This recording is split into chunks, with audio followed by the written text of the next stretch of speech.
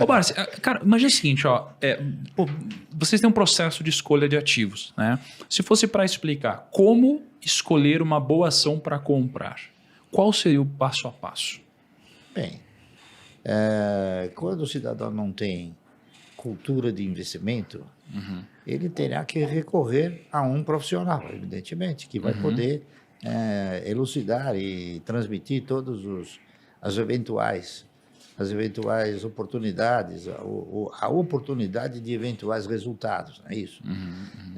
Você então analisa o projeto. Nós o que fazemos é analisar os projetos. Eu vou citar, por exemplo, o seguinte. Pega um bom case hoje. A IRB, por exemplo, ela é um novo projeto, tá entendendo? É um novo projeto, com uma nova administração. E agora, com o comitê de auditoria, eu conversei com um dos participantes do comitê de auditoria, que é uma pessoa muito amiga, né, muito competente, e ele disse o seguinte: o Barsi, hoje a IRB não vai mais assinar contratos que assinou no passado. Tá entendendo? Então, os contratos que viriam agora seriam contratos que ostentem a perspectiva de bons resultados. Então, é o seguinte, tem coisas que o ex-administrador falou que a gente eu não sei, não posso provar, tá entendendo? Mas ele falou muitas coisas ruins em relação aos bancos, não é isso? Então, agora a gente vai ter uma segurança maior. Por quê? Porque além de ter essa pessoa amiga, você vai ter alguém que vai chegar e falar: não, esse contrato não é bom. Está entendendo? Então, o que aconteceu também? A IRB tinha um contrato que veio de um dos bancos, está entendendo? Na qual ela assegurava ao cidadão uma indenização por Covid no Chile. Então, quer dizer, durante o período de pandemia, isso se acentuou. Então, os sinistros eles foram evoluindo de uma forma bastante intensa. Então, eu acredito que isso não vai acontecer mais. Pode até haver uma outra pandemia, mas talvez eles não façam um novo contrato como fizeram no final, entendeu? Então, o princípio de seleção é esse princípio de você avaliar o futuro também, de você olhar não só o presente, como você também olhar para o futuro. Está entendendo? Vou só citar mais um projeto que a gente analisou e avaliou recentemente.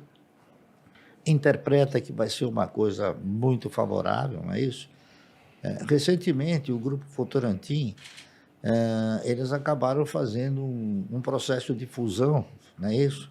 E incorporaram a uma nova empresa chamada Auren, está correto?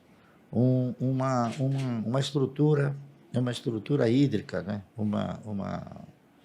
Uma usina hidrelétrica chamada Porto Primavera, que foi uma das usinas criadas pela CESP, não é isso?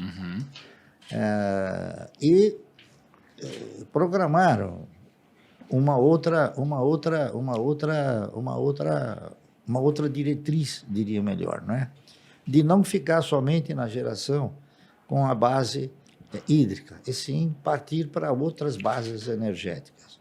E, além do mais, também exercitar uma figura no mercado onde você não gera, não transmite e não distribui, que é o quê? A comercialização de energia elétrica. Então, essa empresa tem um projeto já consolidado, não é isso? E eu acredito que, pelos participantes, pelos controladores, está entendendo?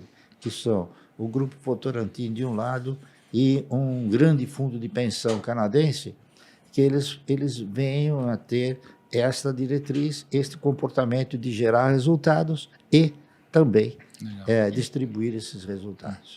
Posso só sintetizar? Eu acho que a gente pode dividir em duas etapas.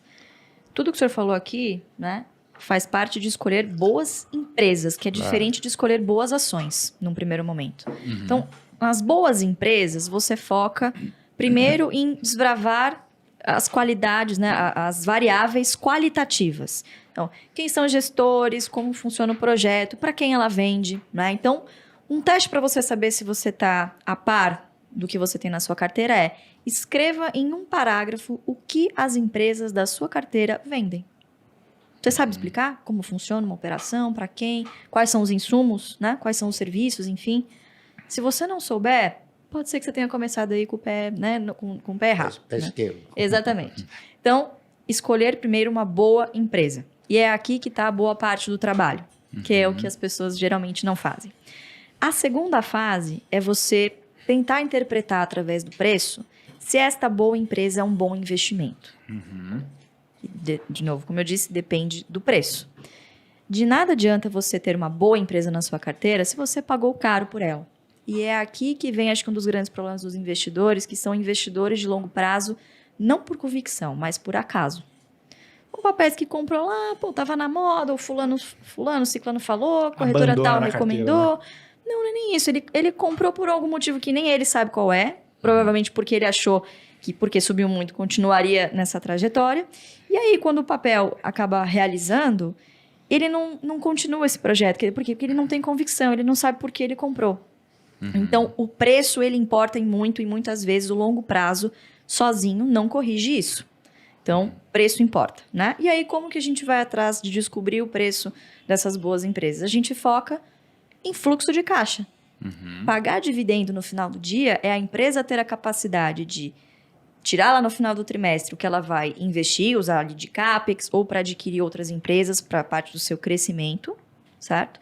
E a outra parte, ela remunera o capital do acionista, que está ali correndo risco, né? E vai estar lá de prontidão, provavelmente, se essa empresa precisar se capitalizar em algum momento. Então, Legal. investir em dividendos não exclui você investir em empresas que vão crescer. Tanto que o nosso filtro é de mínimo 6% apenas em dividendo. Você está fazendo apenas uma margem de segurança. O que vier de valorização é um bônus, é uma consequência de você ter colocado para dentro bons ativos a bons preços. E aí sim, que paguem bons dividendos, e aí a lição de casa, a disciplina e paciência de reinvestir esses dividendos. Tem uma frase do Howard Marks que diz que tentar comprar um ativo por preços abaixo do valor intrínseco não é infalível, mas é a melhor chance que pode se ter. Né? E eu lembro que verdade. quando a gente gravou um podcast, quando você veio lá no nosso escritório, você falou sobre uma inversão de uma lógica muito comum que as pessoas falam Sim. hoje. Que elas falam do PL. Uhum. Preço sobre lucro. Né? Quanto menor, melhor. Aí você falou, não, mas e se a gente inverter e fizer Isso. o LP?